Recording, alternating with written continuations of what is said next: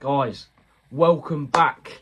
I know it has been very long since I last posted a video, but hopefully I'm back, and I'm back properly. I'm going harder, I'm going better at it, and I'm growing stronger, even better with you guys.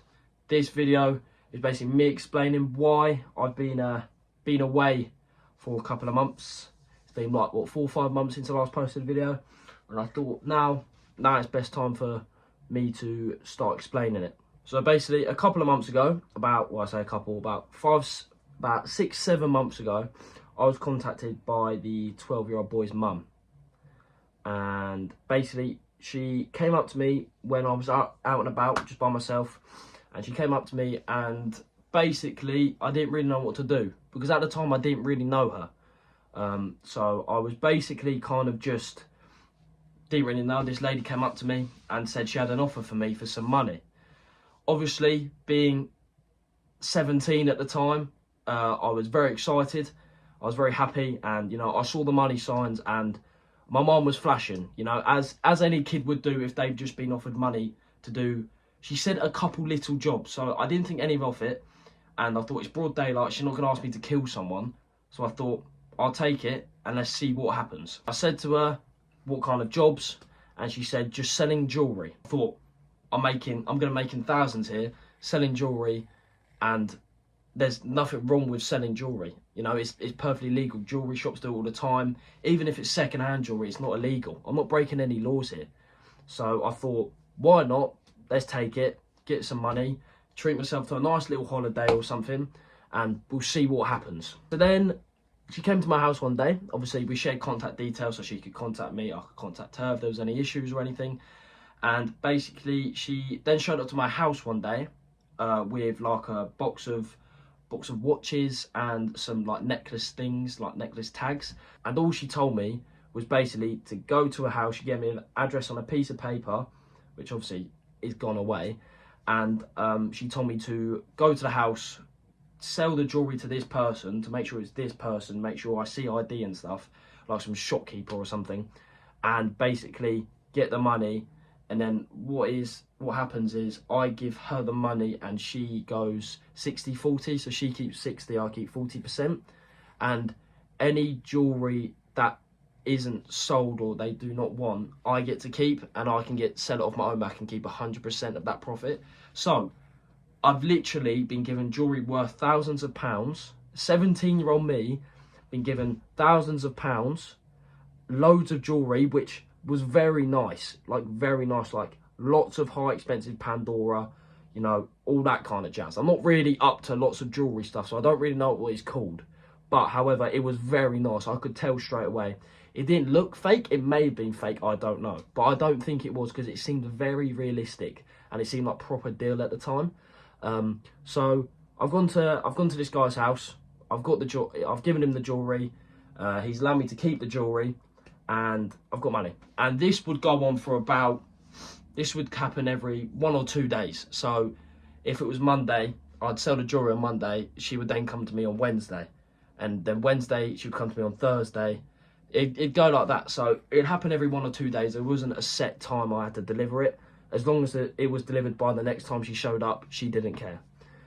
And then obviously one day, me, Lewis and Harvey and Rob were out, and we were filming. We were filming some videos for Harvey's channel, Rob's channel, and Lewis's channel as well. And then all of a sudden, this lady came up, and then everyone starts going mental, and I'm like, I know this lady, because obviously I've seen her before. That's the person I'm selling jewellery for. And then Lewis then explains to me how this is some boy's mum, Marshall, don't know who he is. Apparently that's his mum, and Harvey's lost his necklace, his nan's necklace or something. And I'm thinking, like, my head's starting to turn. It hasn't fully clicked. But then she sees me with Lewis. She, at this point, I'm not 100% sure, but I don't think she knows that I'm friends with Lewis. So I'm not actually sure what is going on at this time. So I'm keeping quiet. I'm not saying anything, because I've just been told that she has Harvey's dead nan's necklace, rest in peace, Harvey's nan. and you know, things are starting to like be a bit weird. So I kept quiet. I didn't say anything. But what happened next was really, really weird. So basically, I get a knock at the door. It's like 2 o'clock in the morning, on like a Wednesday night. So yeah, it's 2 o'clock on a Wednesday night, and it's her. And I'm thinking, this is very dangerous, because if my mum sees this, she's going to think something dodgy is going on, and I'm going to get questioned to hell about it. And any teenager knows you do not want to be questioned by your own mother, because that is a long experience no one can be asked for both sides. So I've gone downstairs, I've opened the door, I'm staying very quiet, I've let her in. And she basically says to me, I know you're friends with Lewis Clark, I've known this all along. So apparently she does know now. And she has Harvey's dead nan's necklace. And basically, I was kind of just like, I was confused. I didn't know the whole story at the time, so I was panicking. And then she didn't say it, but she initiated that she knew everything about me. She knew where I go to college. She knew my mum's name. She knew my dad's name. She obviously knew my address. She had my number. She knew my friends. You know, she knew everything about me somehow. And it really, really scared me. Obviously, I'm still young. I'm learning so much.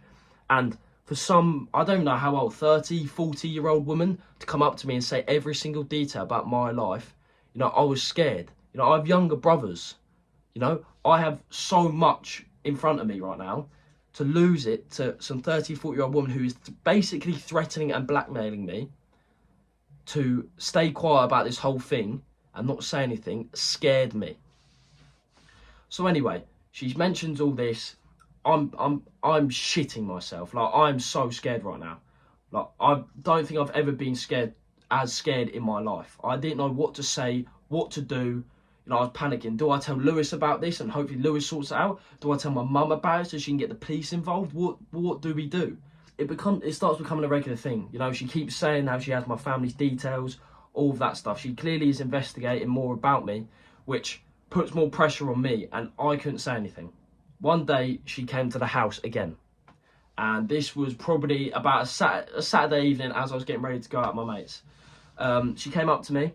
She came up to the house. My mum was out at the time. So it was just me and my 2 younger brothers. So basically, she came up with this gold necklace. I've never seen it before in my life. But she said it was Harvey's necklace. I didn't believe it, because I didn't know what to say. But then I've got to remember, in the back of my mind as well, I'm thinking, this lady has all my family's details, everything about me. This could all go really bad if I do not agree with her. So I just agreed with her. She said, I'm keeping this into your house for another month. If you do not agree, you will not get paid. Everything about you will be exposed, and your family's lives will be in danger. I'm panicking. Like, I'm seriously panicking. But I'm thinking, all I've got to do, Harvey doesn't live near me, so I'm okay. Harvey's not going to know. But me and Lewis tend to see each other quite a bit. If Lewis was to one day come into my house, and let's say I hid it in a biscuit tin, for instance, Lewis goes to get a biscuit. He sees the necklace. I'm done. I'm done for. Like, that looks awful on me. And is he going to believe me? He may believe me, but he might not at the same time. And also, that is a lot of trust.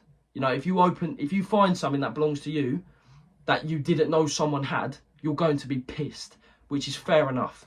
So I've hid it in my room for a month. She comes back and gets it. By this time as well, you know, it's all kicking off. You know, we're seeing me, Lewis, Harvey, Rob, we're all seeing the mum more. You know, we're all seeing the kid more. Everything's starting to kick together. I've realised what's going on now, and I know that if I say something to Lewis, it's all going to kick off. And Harvey is a lot bigger than me. He is massive. I will die if Harvey finds out. He will beat me up, and what can I do? What can I do? I've gone behind his back. I've gone behind Lewis's back. I've gone behind my family's back. I've gone behind everyone's back here to keep this necklace safe for money. Yes, it's good money, but you've also got to realise that sometimes not everything in life is money. You can have happiness without money. You can have £20 in your bank account and you could go out with your friends, enjoy yourself, have fun, have laughs. You can do that without money. And at that time, I didn't realise. You know, I was getting these paychecks. I was getting £1,000 in cash. I was getting £2,000 in cash. I was getting 10 grand watches. I didn't know what to do with them all.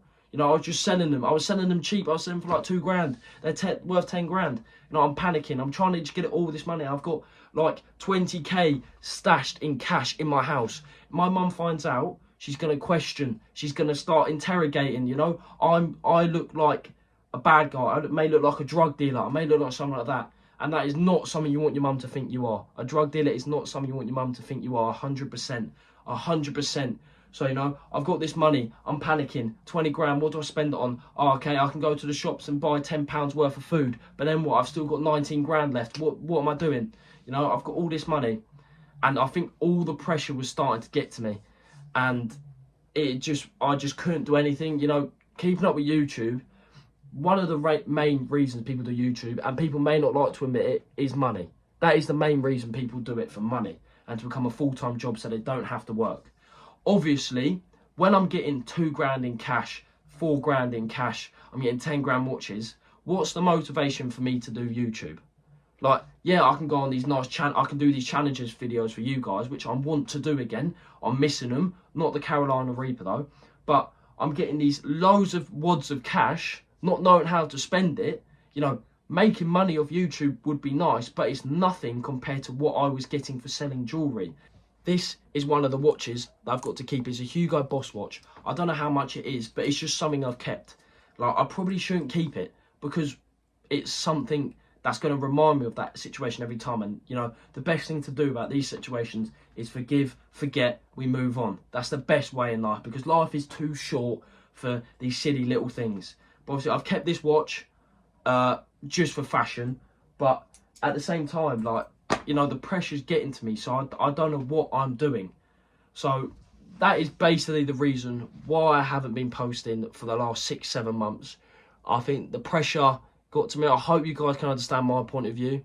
Especially a lot of you guys are quite young as well. You know, if someone came up to you, ask yourself this: if someone came up to you, proffered you, guaranteed you money, cash in hand, proved it, came up to you with jewellery, and all you had to do was walk 10 minutes down the road and you get 2 grand, you're going to take that. Anyone in the world would take that. You could be the richest man in the world, but you're guaranteed 2 grand in 10 minutes for walking. Anyone's going to take that. I don't care what anyone says. That's my side of the story, guys. I hope you guys enjoy it. I hope you guys understand as well that it's been hard, and I'm back, and I'm coming back for it all. Trust me. So, hope you guys enjoy. Make sure to share this video. Get out to all your friends so they understand why I'm back and I'm big. I'm not big, but that's weird. That's dodgy. I'm going to prison very soon. Ooh-ah, up the rah. I'll see you guys in the next one.